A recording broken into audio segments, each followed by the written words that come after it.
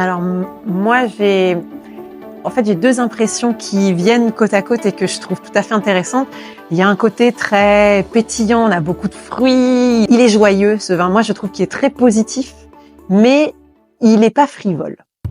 À savoir que on a aussi un côté, il y a plein de notes qui arrivent, il est complexe, il y a des notes un peu gourmandes, il y a des notes un peu plus profondes. Et en fait, moi je me suis tout de suite dit, c'est un vin qui est accessible. Les gens qui connaissent pas du tout le vin, ils sentent ce vin, ils se disent oh, ça a l'air génial, on dirait un bonbon, j'y vais. Et en fait, derrière, ils ont plein de choses à découvrir. La première chose qui saute au nez, ce sont les fruits rouges.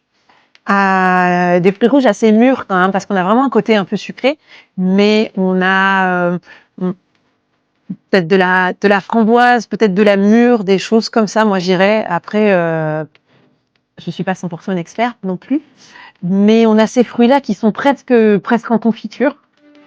Et on a un petit côté, ce que je disais tout à l'heure, je parlais de bonbons. On a vraiment un côté bonbon. On a un côté où on a envie de croquer dedans parce que c'est pas que du fruit. Mais au niveau de la texture, ce que je trouve très très chouette, c'est que on a des tanins, mais c'est des tanins qui sont très fins. Donc les tanins, c'est vraiment ce qui, entre guillemets, ce que les gens craignent dans le vin rouge, ce qui accroche un petit peu sous la langue et derrière le palais, comme ça.